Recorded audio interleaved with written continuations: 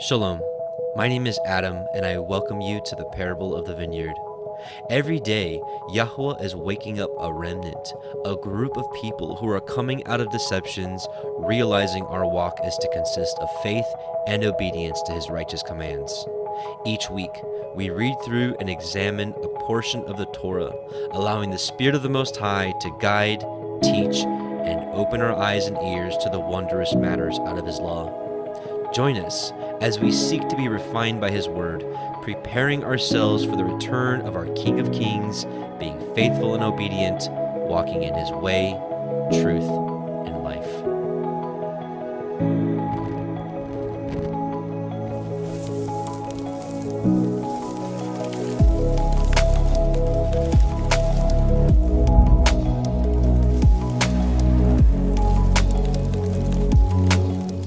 Shabbat Shalom, and welcome back, brothers and sisters. Welcome to the Parable of the Vineyard YouTube live stream of our Torah portion reading. My name is Adam, your host, and I welcome you. Welcome to the book of Deuteronomy, Debarim. We're going to be covering, the Torah portion is also called Debarim. It's going to cover chapter 1, verse 1 through chapter 3, 22. Going to recap a couple things and a couple of other interesting things we're going to cover tonight. Really excited to get into the book of Deuteronomy. If you ask a lot of people in this community, whatever you want to call it, a lot of people's favorite book is Deuteronomy, and I can understand why. Personally, I think Exodus, the whole story of the Exodus is just my favorite. But I can understand why, because we've come to a place where we're like, okay, you know what? We've been lied to. The law has not been done away with, and we're to keep the commandments to the best of our understanding, at the best of our abilities, where we're at now. And the book of Deuteronomy gives us a really good overview of a lot of those laws. So like when our heart has been circumcised to him and we're like, you know what? I want to keep your ways. Show me how to do it. Deuteronomy is like the best book to go to, where it's like, boom, boom, boom, boom. This is what you're supposed to do. And you're like, cool. Thank you. Thank you for this recap book. So before we get started, let's pray. Let's pray. Father Yahweh, Abba Most High, we just come before you and bless you in Yahusha's name. And we thank you, Father, for calling us out of the world. We thank you for giving us another opportunity, for saving us, Father, from ourselves and from our depravity that we've all been a part of, Father. And we know that this can only be possible that you've drawn us unto Messiah, Yahusha, your word, your Son, whom we love so much, Father. And we confess that he is our Messiah. He is our high priest, Father, and salvation is through him. We also know, Father, that you've taught us, that the Ruach is teaching us that we are to walk as he walked according to your commandments, Father. And we just ask that you circumcise our hearts and just show us, Father, your true doctrine, and show us how to walk, Father, with all of our heart, soul, and mind, and not letting us go either to the left or to the right hand of your ways, Father. And we just bless you and thank you for all you do and all you provide. And we bless you in plenty, and we bless you in little, Father. And we just thank you so much and say Shabbat Shalom. Amen.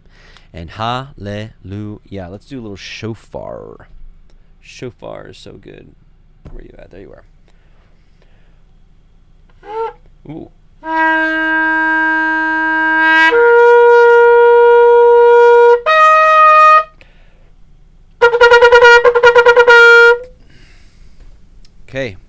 Okay. Here we go. There we go. Let's get started. All right, Deuteronomy 1. Actually, you know what? Forgive me. Before we even get started, there's a couple of things I want to say. In the English, the word Deuteronomy. Sorry, there's something going on with my interface here. The word Deuteronomy means second law, and this has brought some people to a really new doctrine that says the book of the law and the book of the covenant are two different things, and therefore we have different laws to adhere to, and other laws are just done away with. It's like a sort of dispensational kind of doctrine that it's kind of like it's sort of like Christianity, where it's like the law is done away with because we're in a different dispensation, and but it's like specifically for Torah.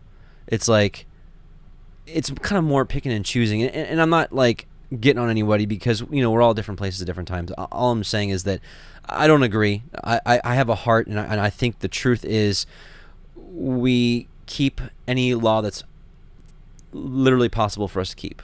So for example, we've talked about it before. Even Messiah didn't keep all of the law. And you're like, whoa, wait, what? Well, it's because, some commandments are for women only, so he didn't keep menstruation laws, right? And some laws are just for farmers, and some are just for kings, and some are for priests only, some are for men only, of course, and so on and so forth. So where my heart is, and where my understanding is that, and this is part of what we do, why we do the Torah portion, it's like, well, what can we keep? Show me so I can do that. Because I think a lot of us come to a place where, like, you know what? I want to serve you, Father. I want to serve you with all my heart. I've been doing it wrong all my life, and now I want to do it right. So help me to do it right. I want to do it your way, right? And so, any case, so there's a teaching that says the book of the covenant is different, the book of the law is different, and that we only keep the commandments before the golden calf and things like that. And I disagree. And I just want to share a couple things with you. So yeah, in English, the word Deuteronomy means second law, but in Hebrew, the book was called Debarim, which just means words. It doesn't mean second law. That was kind of an added tradition. So I want to share a passage with you that shows dual usage for the book of the law, also being called the book of the covenant, being one and the same thing. The law and the covenant being, together. They're kind of inseparable. So 2 Kings 22. This is, of course, when Josiah, when they were repairing the temple, and when they were repairing the temple, they found a book. And it says right here, and Hilkiah the high priest said unto Shaphan the scribe, I have found the book of the law in the house of Yahweh. And Hilkiah gave the book to Shaphan, and he read it. And Shaphan the scribe came to the king and brought it to the king the word again, and said, Thy servants have gathered the money that was found in the house, and have delivered it into the hand of them that do the work, that have the oversight of the house of Yahweh. And Shaphan the scribe showed the king, saying, Hilkiah the priest has delivered me a book. And Shaphan read it before the king, and it came to pass, when the king had heard the words of the book of the law, that he rent his clothes. And so he goes on to make changes, and Yah's like, because your heart was tender towards my law. It's just a great passage, and I liken our generation to the Josiah generation, because we inherited lies, and when we learned that, we're like, oh my, we need to get this right. So a little bit later on in the very next chapter, chapter 23, and the king sent and they gathered to him all the elders of Judah and Jerusalem. And the king went up into the house of Yahweh, and all the men of Judah and all the inhabitants of Jerusalem with him, and the priests and the prophets and all the people, both small and great. And he read in their ears all the words of the book of the covenant, which was found in the house of Yahweh. So here you have the exact same book called the book of the law, and it's also called the book of the covenant. So let's show a couple more examples. 1 Chronicles 16:7. He also confirmed it to Jacob as a statute, to Israel as an everlasting covenant. I think this is, I think the KJV actually gets it right.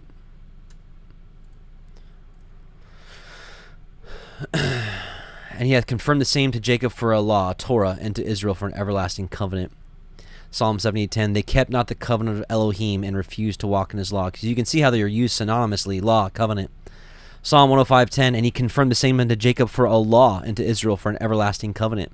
Jeremiah 31:33, but this shall be the covenant that I will make with the house of Israel after those days, says Yahweh, I will put my law in their inward parts and write it on their hearts, and will be their Elohim, and they shall be my people. And certainly he doesn't give us or put the Torah on our hearts to just utterly walk away from it, as it's taught throughout the world. Hosea 8:1, set the trumpet to your mouth. He shall come as an eagle as against the house of Yahweh, because they have transgressed my covenant and trespassed against my law. So you can just see how they're just used synonymously here. So just want to start off with that to confirm that the book of the law and the book of the covenant is the same thing. The law is part of the covenant that he made with us, right? So anyways, just wanted to share that. So before we get into Deuteronomy. All right, so now let's get into Debarim. Debarim 1:1. These are the words which Moshe spoke unto all Yisrael on this side of the Yarden in the wilderness, in the plain over against the Red Sea, between Paran and Tophel, and Laban, and Chatzerot, and Di Zachav. There are 11 days' journey from Horeb by the way of Mount Seir unto Kadesh Barnea. And it came to pass in the 40th year, in the 11th month, on the first day of the month, that Moshe spoke unto the children of Yasharel according unto all that Yahweh had given him in commandment unto them. And so it's interesting. It's called it's called the law of Moses, right? But it's not like Moses sat around and be like, was like, you know what, this sounds good. All right, we're going to make this law, and we're going to make this law, and that law. No.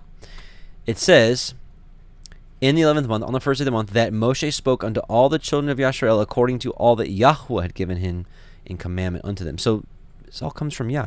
Moses is just he's the deliverer of the message, right? Okay.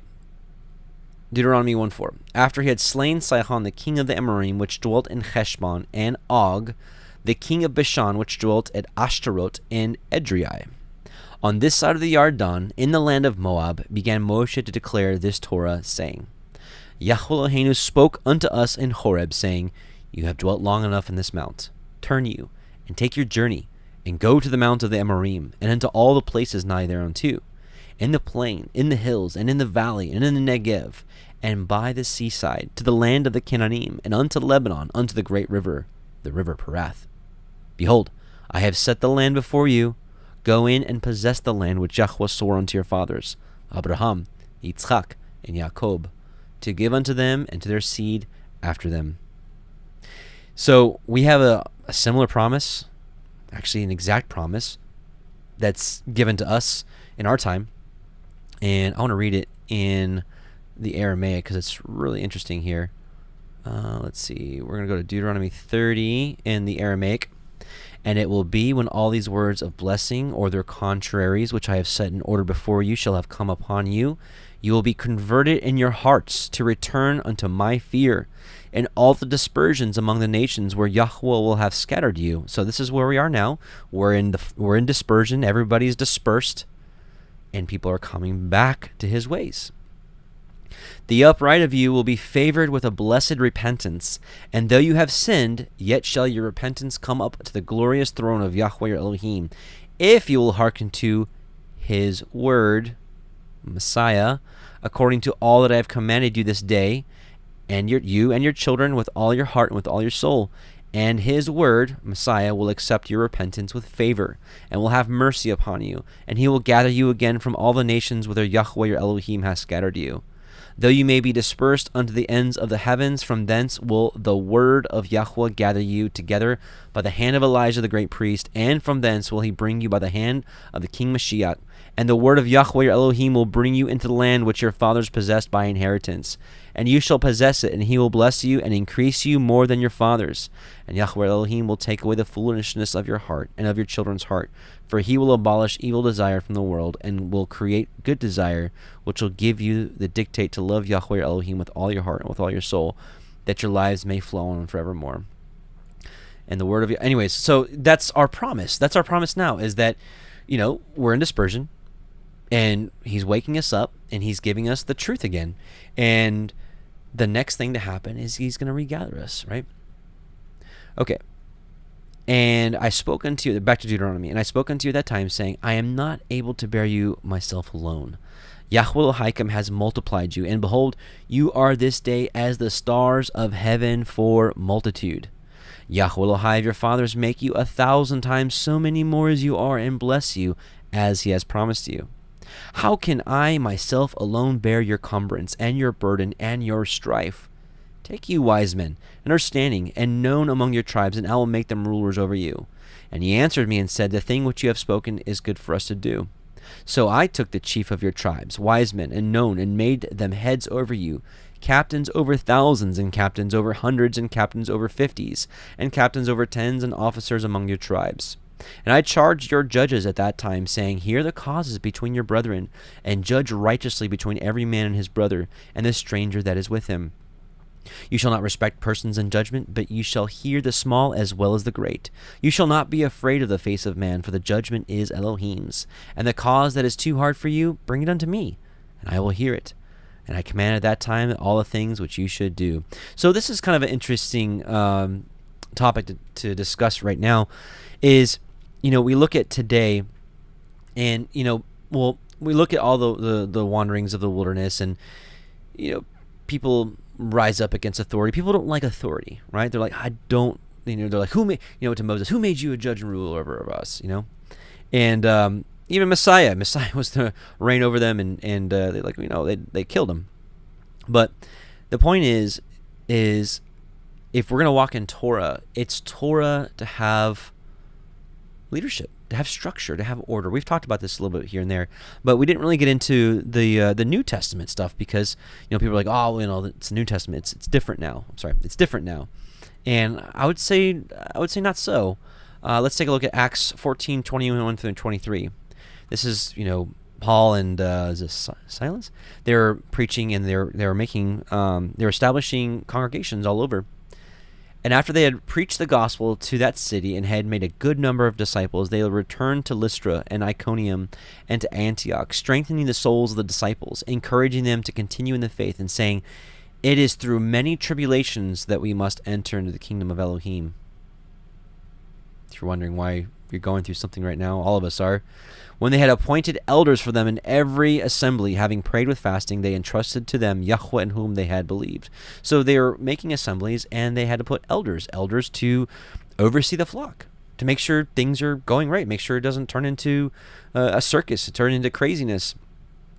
Titus 1:1-9, Paul, a bondservant of Elohim and an apostle of Yahushua HaMashiach, for the faith of the chosen of Elohim and the knowledge of the truth, which is according to godliness, and the hope of eternal life, which Elohim, who cannot lie, promised long ages ago, but at the proper time revealed his word and the proclamation with which I was entrusted according to the commandment of Elohim our Savior. To Titus, my true son in a common faith, grace and peace from God, from Elohim the Father, and Yahushua HaMashiach our Savior. I meant to just start, I think, here. For this reason I left you in Crete, that you would set in order what remains and appoint elders in every city as I directed you. So elders being leadership. Namely, if any man is beyond reproach, the husband of one wife, having children who believe, not accused of indecent behavior or rebellion, for the overseer, in other translations it's bishop, but bishop would be like the head, and then they would have elders and then deacons. That would be like the structure or the order that each assembly had, would be bishop, elders, deacons. So the overseer or bishop must be beyond reproach as Elohim's steward, not self-willed, not quick-tempered, not overindulging in wine, not a bully, not greedy for money, but hospitable, loving what is good, self-controlled, righteous, holy, disciplined, holding firmly the faithful word which is in accordance with the teaching, so that he will be able to both exhort in sound doctrine and to refute those who contradict it. So, and then 1 Timothy 1:1-13, Paul, let's see. Let's start at verse 3. Just as I urged you upon my departure from Macedonia to remain on at Ephesus, so that you would instruct certain people not to teach strange doctrines, nor to pay attention to myths and endless genealogies which give rise to useless speculation rather than advance the plan of Elohim, which is by faith. So I urge you now. But the goal of our instruction is love from a pure heart, from a good conscience, and from a sincere faith. Some people have strayed from these things and have turned aside to fruitless discussions, wanting to be teachers of the Torah, even though they do not understand either what they are saying or the matters about which they make confident assertions. It's interesting. You take a look at this movement of Yah, and there's lots of people that, certain doctrines that I think most of us would agree are non-salvational issues, that becomes their gospel. That's all they talk about. They dote about it. Doting is like an unhealthy. Let's just tell you about it. Let's just look up the word doting. Let's look at doting. Excessively fond, extravagantly or foolishly loving and indulgent. Excessive fondness, I think. It's excessive, right? It's obsessing excessively, right? There's certain doctrines that people obsess about, and that becomes their whole gospel, their whole message. But we know that the Torah is good if one uses it lawfully, realizing that the fact that the law is not made for a righteous person, but for those who are lawless and rebellious, for the ungodly and sinners, for the unholy and worldly, for those who kill their fathers or mothers, for murderers, for the sexually immoral, for homosexuals, slave traders, liars, perjurers, and whatever else is contrary to sound teaching, according to the glorious gospel of the blessed Elohim with which I have been entrusted. And let me tell you something, in the world we've grown up with, the Torah is amazing for us because we have to come out of all the silliness that this world has taught us. I think that I grabbed the wrong verse here. Oops. But hey, it's good reading anyways. 1 Timothy 5:17-21. The elders who lead are to be well considered worthy of double honor, especially those who work hard at preaching and teaching. For the scripture says, "You shall not muzzle the ox while it is threshing, and the laborer is worthy of his wages. Do not accept an accusation against an elder except on the basis of 2 or 3 witnesses. Those who continue to sin rebuke in the presence of all, so that the rest also will be fearful of sinning. I solemnly exhort you in the presence of Elohim and of Messiah Yahusha and of his chosen angels to maintain these principles without bias, doing nothing in a spirit of partiality." So James 3:1, "Do not become teachers in large numbers, or do not let many of you become teachers, my brothers, since you know that we who are teachers will incur a stricter judgment." And I think that's all I got for now. But the point is that I believe we're still living in a time now where I believe leadership in an assembly is important. Even in home churches, if it's just like 2 or 3 families of you, I think there should be appointed someone to oversee the matters, oversee to make sure if there's issues, a center point for somebody to handle.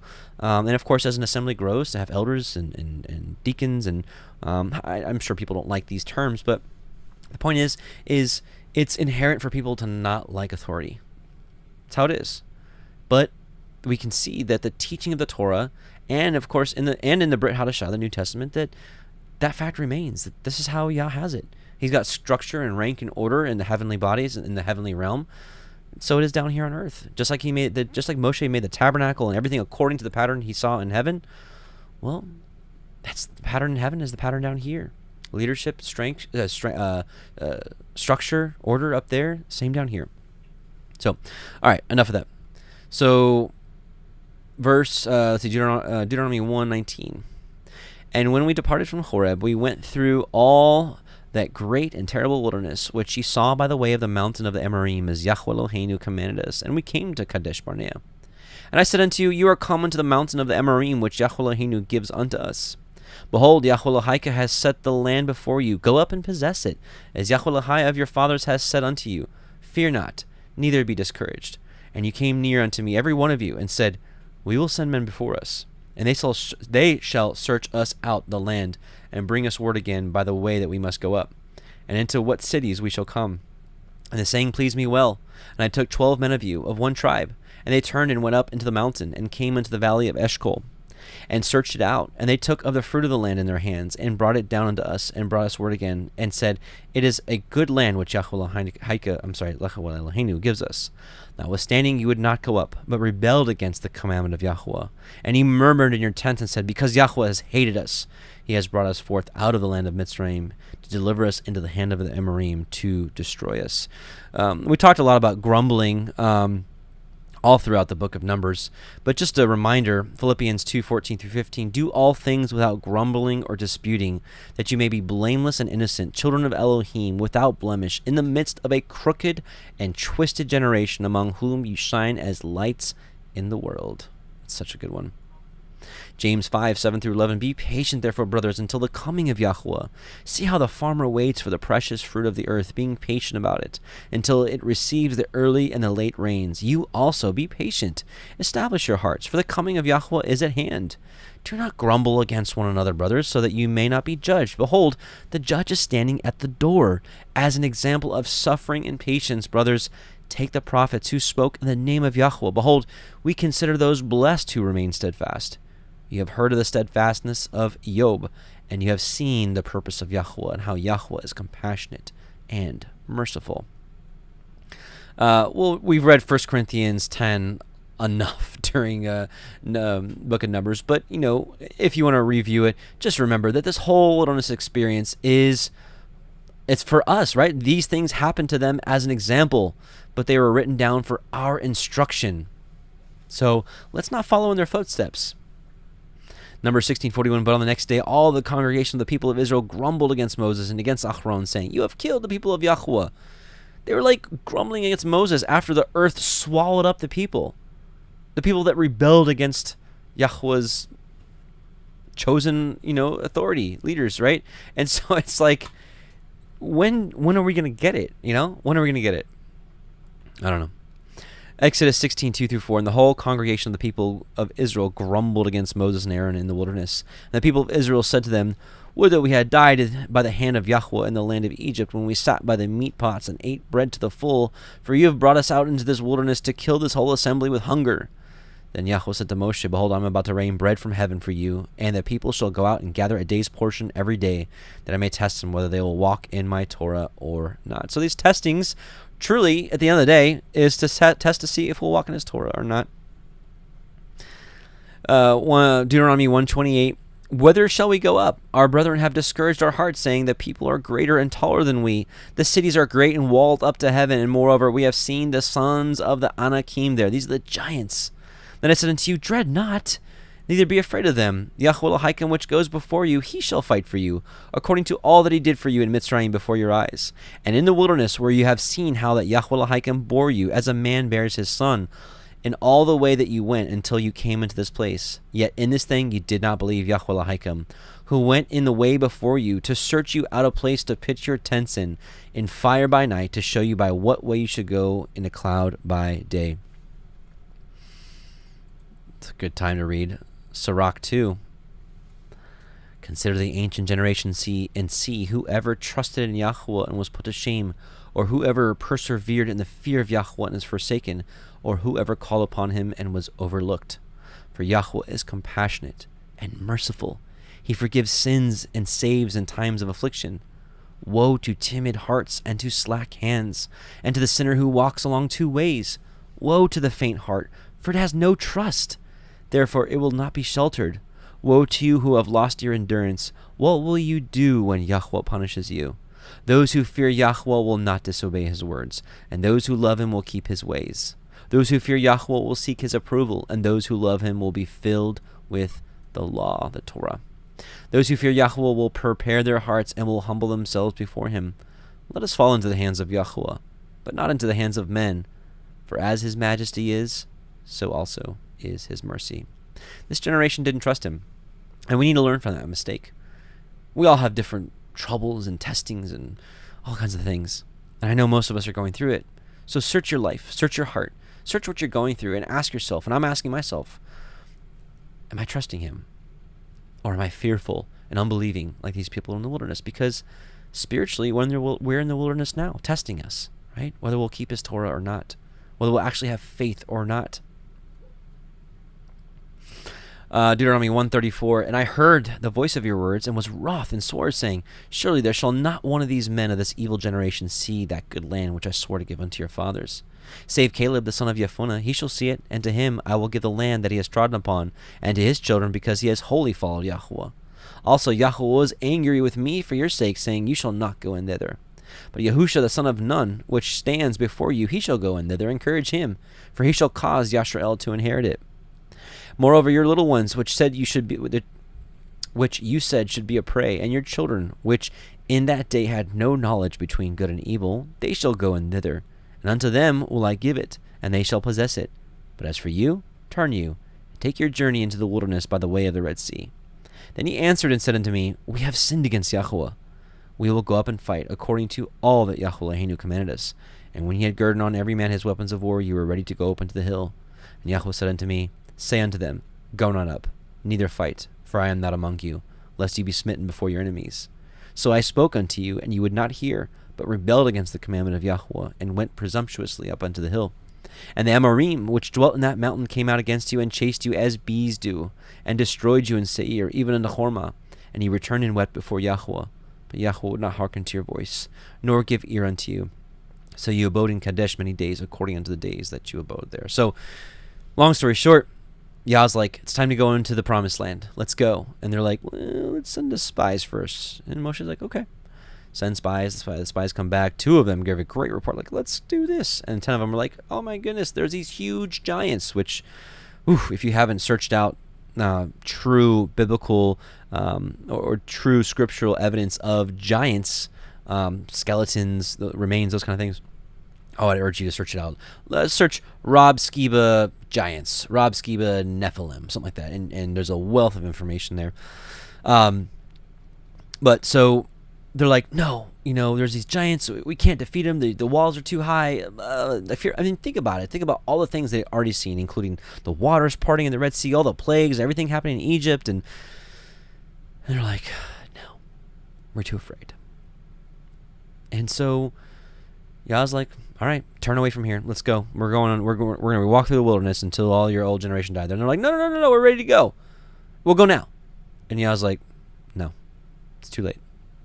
And they're like, no, okay, we're going to go. And they get destroyed. So they disobeyed twice. I want to share an awesome story here from the first book of Adam and Eve, chapter 4. But Adam and Eve wept for having come out of the garden, their first abode. And indeed, when Adam looked at his flesh, that it was altered, he wept bitterly. He and Eve over what they had done, and they walked and went gently down into the cave of treasures. And as they came to it, Adam wept over himself and said to Eve, look at this cave that is to be our prison in this world and a place of punishment. What is it compared with the garden? What is its narrowness compared with the space of the other? What is this rock by the side of those groves? What is the gloom of this cavern compared with the light of the garden?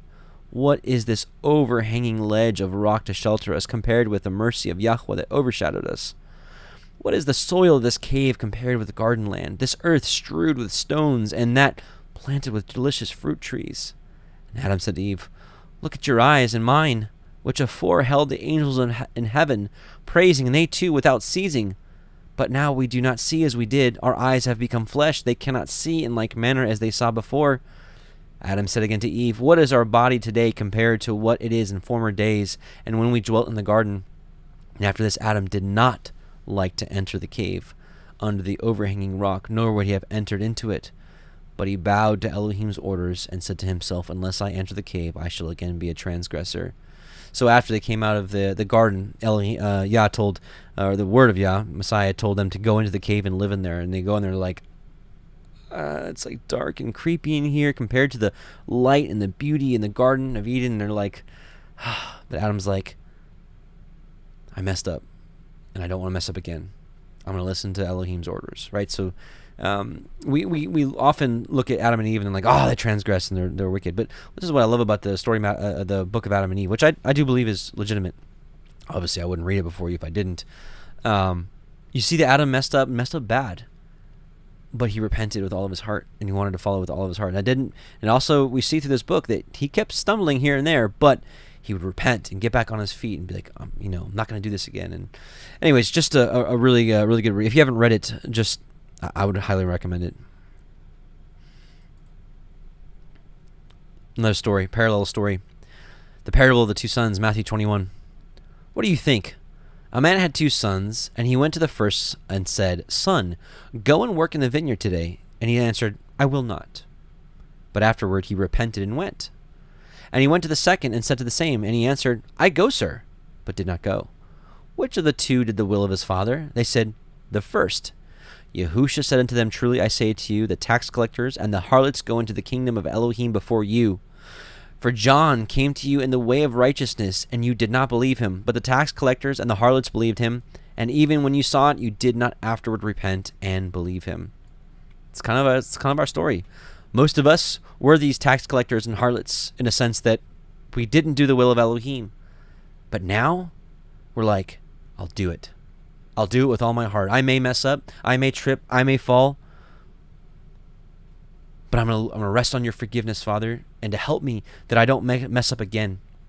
For I do not want to transgress you anymore, because your law is on my heart, and I want to do it. That's the difference. And this is where they messed up. They messed up twice. He said, go. They said, no. He said, all right, now turn around. They said, no, we'll go now. And he's like, don't go. And they went, and they got slaughtered. Let's see. I wanted to read.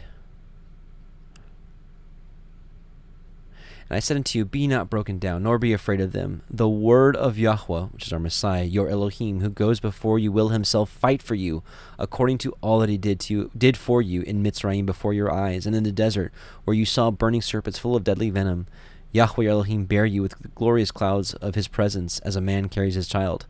But the way that you went until you have come to this place, but in this thing you believe not in the word of Yahweh your Elohim, who led you before in the way. So I love the Aramaic in that we see Messiah clearly is the one who was here interacting with men, and the one that led the people out of Egypt.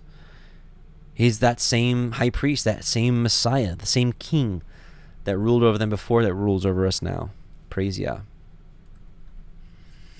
All right, Deuteronomy 2. Then we turned and took our journey into the wilderness by the way of the Red Sea, as Yahweh spoke unto me, and we compassed Mount Seir many days. And Yahweh spoke unto me, saying, You have compassed this mountain long enough. Turn you northward, and command the people, saying, You are to pass through the coast of your brethren, the children of Esau, which dwell in Seir, and they shall be afraid of you. Take good heed unto yourselves, therefore. Meddle not with them, for I will not give you of their land, no, not so much as a foot breadth. Because I have given Mount Seir unto Esau for a possession. Ye shall buy meat of them for money, that you may eat, and ye shall also buy water of them for money, that you may drink. For Yahweh Elohika has blessed you in all the works of your hand. He knows you're walking through this great wilderness. These 40 years Yahweh Elohika has been with you, and you have lacked nothing. So, a couple of things I want to talk about here. First of all, let's back up. It says that they shall be afraid of you. We're going to talk more about this in verse 25, and we'll see that all the nations are going to be afraid of them and how this is going to work out in the end times. But here, it says right here, and this is kind of an interesting point. It didn't hit me until this year's Torah portion because, I think a lot of us are like really trying to refine ourselves, and especially with food. I think a lot of us here, if you're sitting here listening to this Torah portion, you probably have an understanding that we're not to eat abominable foods like pork and shellfish and many other common foods that are eaten today. But, we're starting to learn, like, okay, so if we go out to a restaurant, we're like, ooh, how do we eat clean here?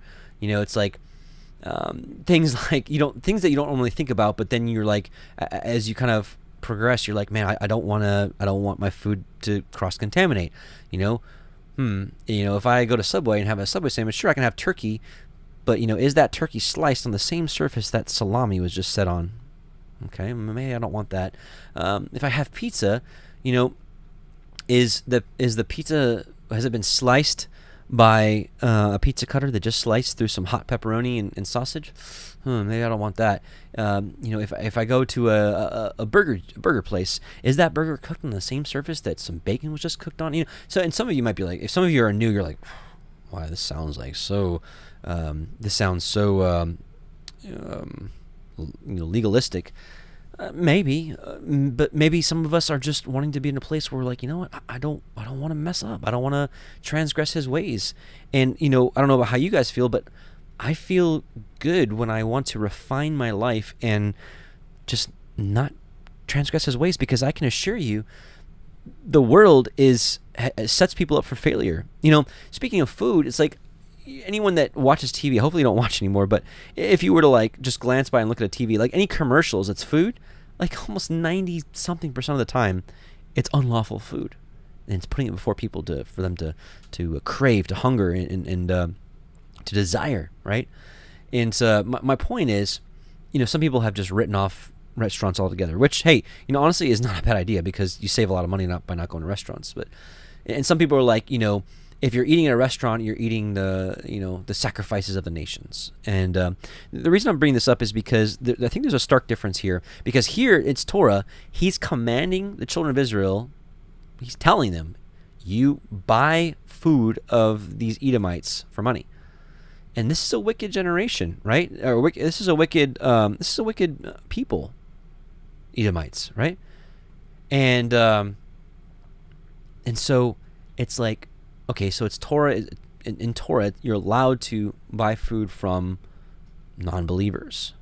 But what's the difference? Because he got super upset and plagued them and killed the children of Israel for eating of the food of the Midianites. Well, I believe there's a huge difference, and I think this is just something I want I want to share with you. This is me we're sitting in the living room together and we're just discussing this Torah portion together.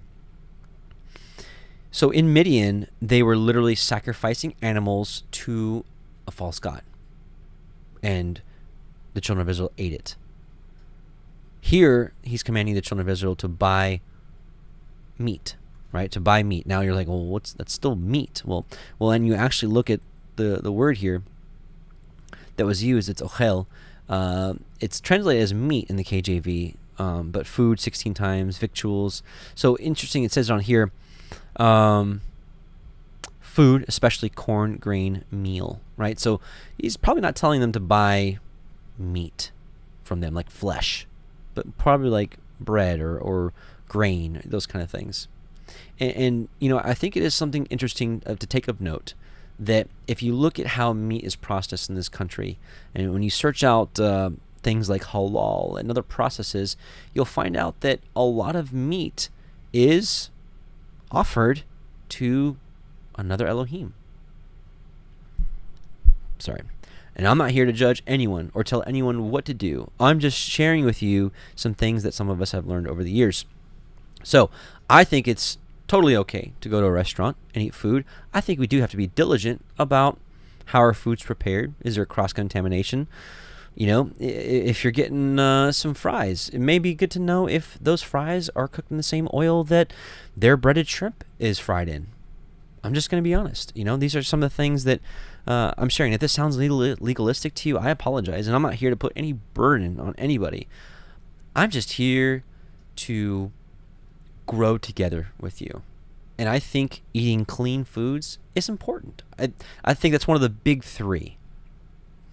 Big three. Keeping the commandments, right? I'm talking about like, okay, we agree that faith is in Messiah alone and His blood, or salvation is in Messiah alone. But what I'm talking about specifically is, well, okay, what does it mean to keep Torah? Well, the commandments. The big one on that, of course, is the Sabbath, because that's what most people just disregard.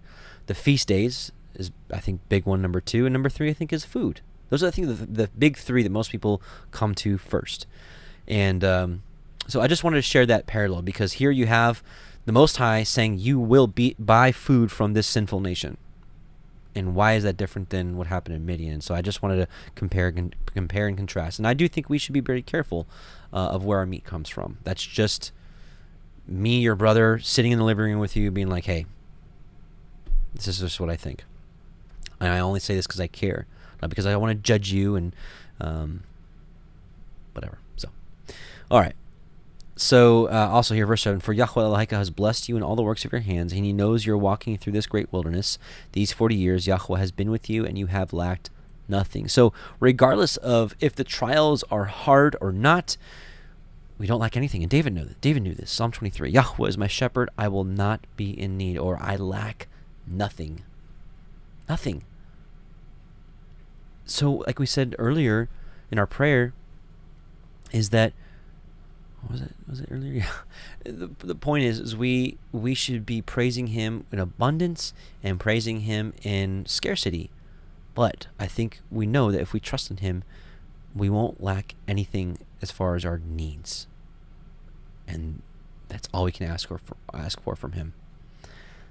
He lets me lie down in green pastures. He leads me beside quiet waters. He restores my soul. He guides me in the paths of righteousness for the sake of His name. Those of you that watched the Enoch study tonight, we talked a little bit about this, especially last week as well, the Enoch study, the path of righteousness. Even though I walk through the valley of the shadow of death, I fear no evil, for you are with me. And if these people in the wilderness really, had this kind of heart, they wouldn't have been afraid. And that's why David wasn't afraid for the giant. He's like, whatever. Yah's with me. Your rod and your staff, they comfort me. Right? Your correction comforts me. You prepare a table before me in the presence of my enemies. You have anointed my head with oil. My cup overflows. Certainly goodness and faithfulness will follow me all the days of my life, and my dwelling will be in the house of Yahweh forever. Hallelujah. You lacked nothing. So, how about our walk now? Though we have trials and hardships and testings and provings, do we lack anything? That's for you to answer. And when we passed, Deuteronomy 2:8, and when we passed by from our brethren, the children of Esau, which dwelt in Seir, through the way of the plain from Elath and from Etzon Geber, we turned and passed by the way of the wilderness of Moab. And Yahweh said unto me, distress not the Moabim, neither contend with them in battle. For I will not give you of their land for a possession, because I have given Ar unto the children of Lot for a possession. The Emim dwelt there in times past, a people great and many, and tall as the Anakim. And we learned through Numbers, when we went through Numbers 12, 13 maybe, that it said that these people were as tall as the cedars, and the cedars can be pretty tall. Pretty tall. Those of us that read the book of Enoch, we learned that they can be really tall. And I think that's what happened, is they started out really, really tall. And we know that the angels mated with the women, just in that time. And afterwards they were bound up, so they couldn't mate anymore. So the purity or the potency of the angel DNA, or whatever you want to call it, diminished over the years. So I believe the giants got shorter and shorter and shorter and shorter and shorter and shorter, to a point where they were maybe at one point 300 feet tall or 3,000 feet tall. I don't know. What do I know? I wasn't there. But down to a time where we'll see here Og maybe being 15 foot tall, and Goliath maybe being 12 to 10 foot tall, depending on what conversion you look at. But the giants are real. This is something that's totally hidden and totally covered up, and not taught in schools, and not taught in mainstream doctrine or churches or any of these things. Why? Because I think they want to hide Genesis 6 and the truth of the Nephilim, the fallen angels. The ones that are still, I believe, pulling the strings behind the scenes. As tall as the Anakim, which also were accounted as Rephaim, as the Anakim, but Moabim called them the Emim. The Horim also dwelt in Seir before time, but the children of Esau succeeded them, when they had destroyed them from before them, and dwelt in their stead, as Yashrael did unto the land of his possession, which Yahweh gave unto them. Now rise up, said I, and get you over the brook Zered. And we went over the brook Zered. And the space in which we came from Kadesh Barnea until we were come over the brook Zered was 38 years, until all the generation of the men of war were wasted out from among the host, as Yahweh swore unto them. For indeed the hand of Yahweh was against them, to destroy them from among the host until they were consumed. So it came to pass, when all the men of war were consumed and dead from among the people, that Yahweh spoke unto me, saying, You are to pass over through Ar, the coast of Moab, this day. So, the testing in the wilderness, just in general, I just want to share a couple more things. Matthew 24. And one of the big tests in this wilderness now is our treating of each other and the differences of our doctrines. These are the giants in our midst these days, in a figurative sense, of course. These are the elephants in the room. Who then is a faithful servant, faithful and sensible slave, to whom his master put in charge of his house slaves, to give them food at their proper time? Blessed is that slave whom his master finds so doing when he comes. Truly, I say to you that he will put him in charge of all his possessions. But if that evil slave says in his heart, My master is not coming for a long time, and he begins to beat his fellow slaves, and this doesn't have to literally be punching in the face and those kind of things, but what about in a spiritual sense, right? Or in a figurative sense? Just bucking up on each other, like,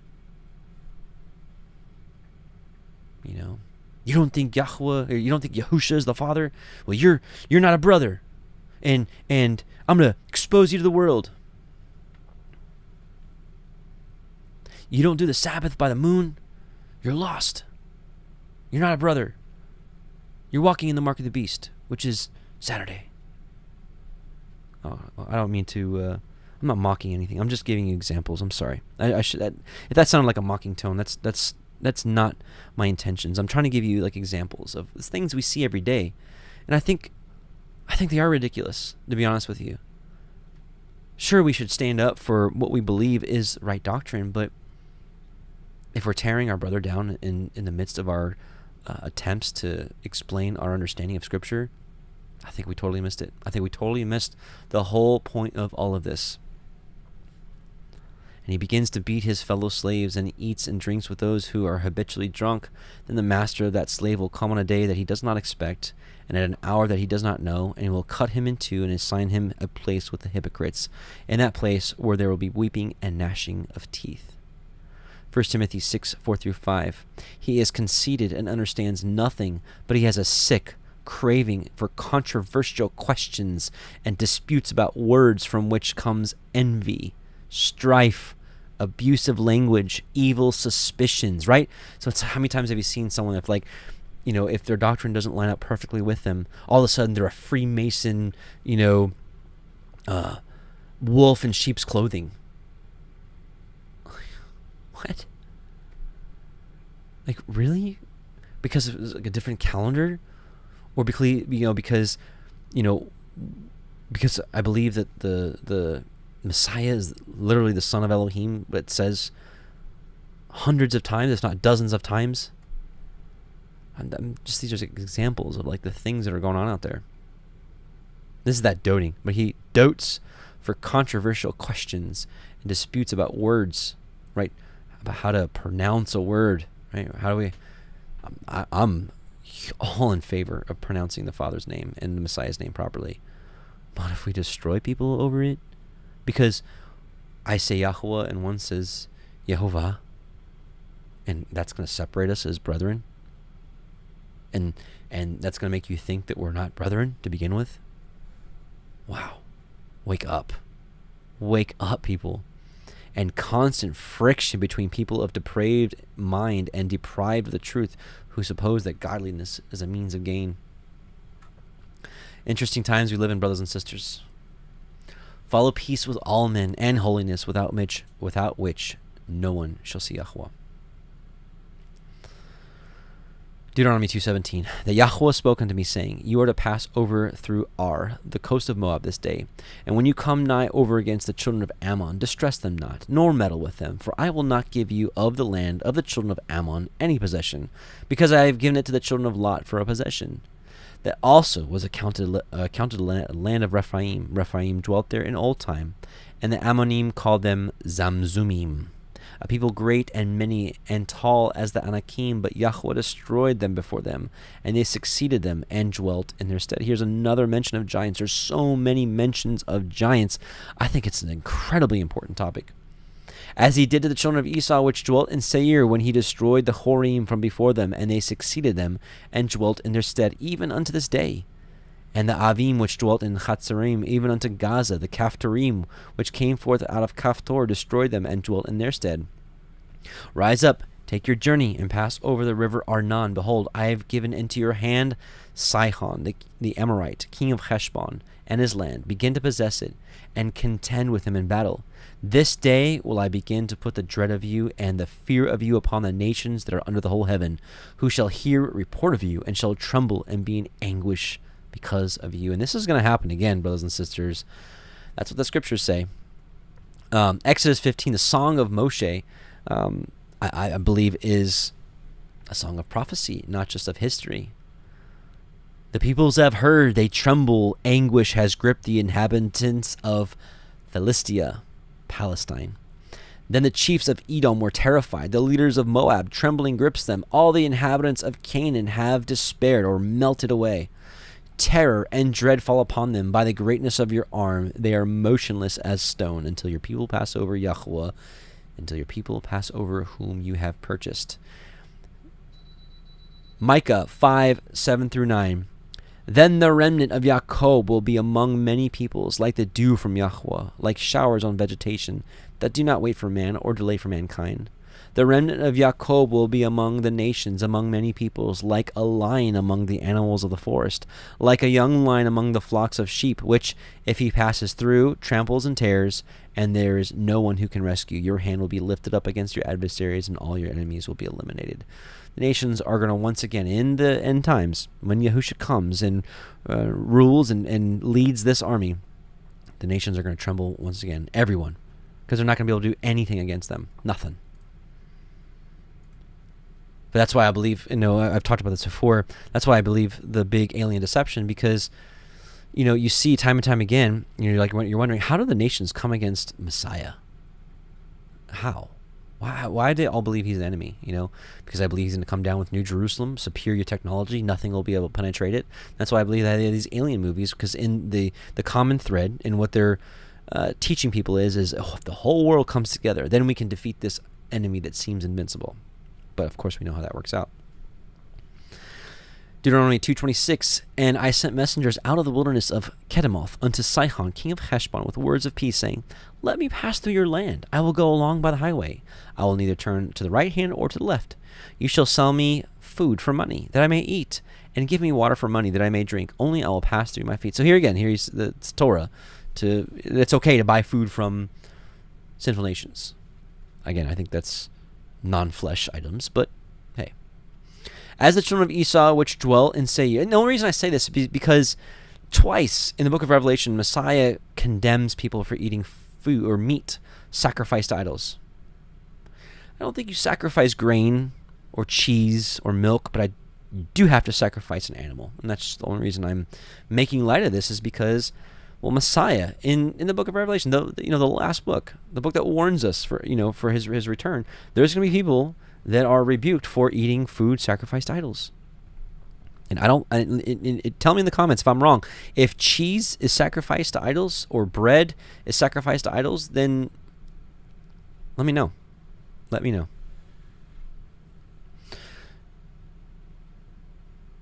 Deuteronomy 2:29. As the children of Esau which dwell in Seir, and the Moabim which dwell in Ar, did unto me, until I shall pass over the Yarden into the land which Yahweh Eloheinu gives us. But Sihon, king of Heshbon, would not let us pass by him, for Yahweh Elohika hardened his ruach and made his heart obstinate, that he might deliver him into your hand, as appears this day. We talked about this word earlier in the Enoch study too. And Yahweh said unto me, Behold, I have begun to give Sihon and his land before you, begin to possess, that you may inherit his land. Then Sihon came out against us, he and all his people, to fight at Yachatz.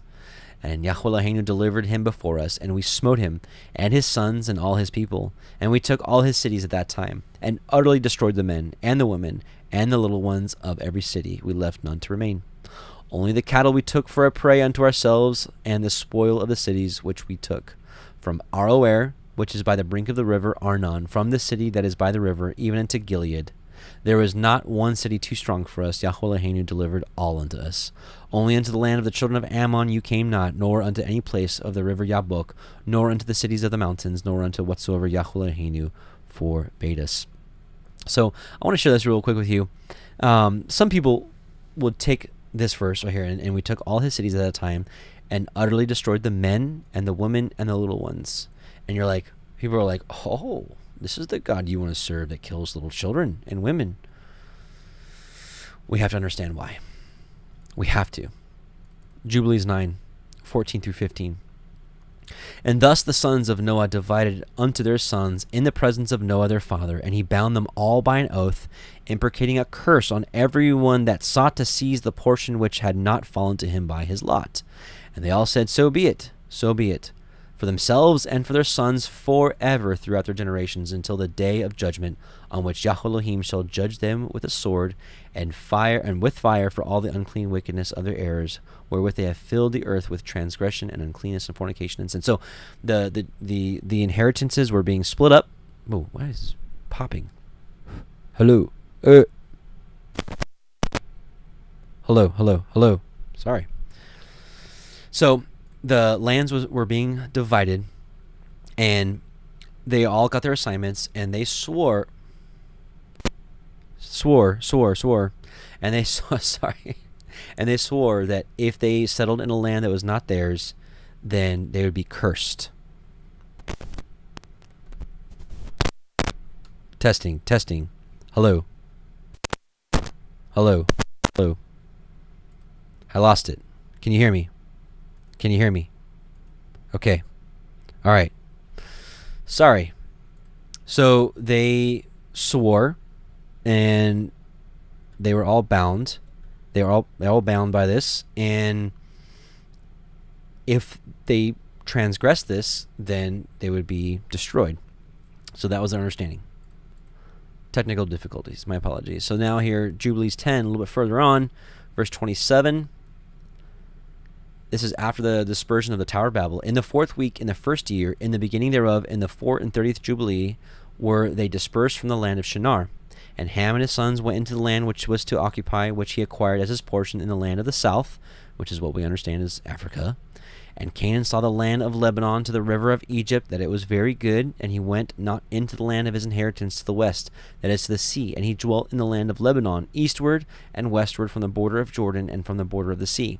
And Ham his father, and Cush and Mitzrayim his brother, said unto him, You have settled in a land which is not yours, and which did not fall to us by lot. Do not do so, for if you do so, you and your sons will fall in the land and be cursed through sedition. For by sedition you have settled, and by sedition your children will fall, and you shall be rooted out forever. Dwell not in the dwelling of Shem, for to Shem and to his sons did it come by their lot.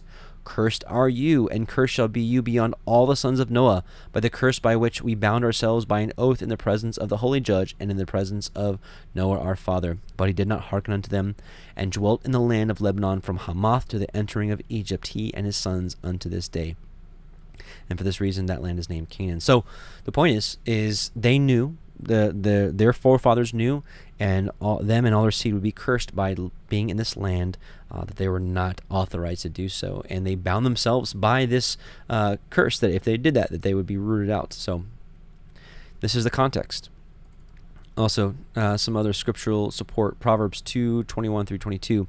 For the upright shall dwell in the land, and the perfect shall remain in it. But the wicked shall be cut off from the earth, and the transgressors shall be rooted out of it. 2 Peter 2:4 through 9. For if Elohim spared not the angels that sinned, but cast them down to hell, and delivered them into chains of darkness, but to be reserved unto judgment, and spared not the old world, but saved Noah, the eighth person, a preacher of righteousness, bringing in the flood upon the world of the ungodly, and turning the cities of Sodom and Gomorrah into ashes, condemned them with an overthrow, making them an example unto those that should live ungodly, that after should live ungodly. So they should have known these stories. But yet they still sinned. And delivered just Lot, vexed with the filthy conversation of the wicked. For that righteous man dwelling among them in seeing and hearing vexed his righteous soul from day to day with their unlawful deeds. Yahweh knows how to deliver the godly out of temptations, and to reserve the unjust unto the day of judgment to be punished. Isaiah 66:15 through 16. For behold, Yahweh will come with fire, and with his chariots like a whirlwind, to render his anger with fury, and his rebuke with flames of fire. For by fire and by his sword will Yahweh plead with all flesh, and the slain of Yahweh shall be many. So, I feel bad for people that are stuck in lawlessness and want to mock the Elohim of Israel, because it's not going to be a good day when he comes back for them. May we all be a light to these people to share the truth. All right, Deuteronomy 3. We're going to read till verse 22, and this Torah portion will be finished. Then we turned and went up by the way to Bashan, and Og, the king of Bashan, came out against us, he and all his people, to battle at Edrei. And Yahweh said unto me, Fear him not, for I will deliver him, and all his people, and his land into your hand, and you shall do unto him as you did unto Sihon, king of the Amorim, which dwelt at Heshbon. So Yahweh Elohim delivered into our hands Og also, the king of Bashan, and all his people, and we smote him until none was left to him remaining. And we took all his cities at that time. There was not a city which we took not from them, 80 cities, all the region of Argob, the kingdom of Og in Bashan. And I'm going to read a little passage about Og in the book of Yashar, chapter 85. We're going to read 21 through 27. And the children of Israel turned and went up by the way of Bashan unto the land of Og, king of Bashan. And Og, the king of Bashan, went out to meet the Israelites in battle. And he had with him many valiant men, and a very strong force from the people of the Amorites. And Og, king of Bashan, was a very powerful man. But Naaron, his son, was exceedingly powerful, even stronger than he was. And Og said in his heart, Behold, now the whole camp of Israel takes up a space of 3 parsa. Now will I smite them at once without sword or spear. And Og went up to Mount Yahaz, and took therefrom one large stone, the length of which was 3 parsa, and he placed it on his head, and resolved to throw it upon the camp of the children of Israel, to smite all the Israelites with that stone. And the angel of Yahweh came and pierced the stone upon the head of Og, and the stone fell upon the neck of Og, that Og fell to the earth on account of the weight of the stone upon his neck. At that time Yahweh said to the children of Israel, Be not afraid of him, for I have given him and all his people and all his land into your hand, and you shall do to him as you did to Sihon. And Moses went down to him with a small number of the children of Israel, and Moshe smote Og with a stick at the ankles of his feet, and slew him. Praise Yah. All right, keep going. Deuteronomy 3:5. All these cities were fenced with high walls, gates, and bars, beside unwalled towns, a great many. And there was one other verse I wanted to read. All these cities were fenced with high walls, gates, and bars, as unwalled towns. I want to read this in, let's see, Joel 2.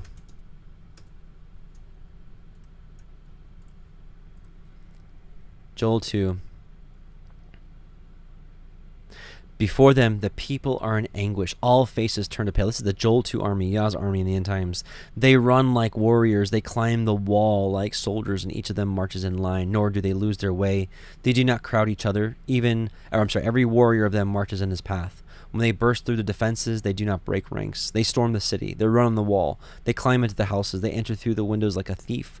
Before them, the earth quakes. The heavens tremble. The sun and the moon become dark, and the stars lose their brightness. Yahweh utters his voice before his army. His camp is indeed very great, for mighty is one who carries out his word, and the day of Yahweh is indeed great and very awesome, and who can endure it?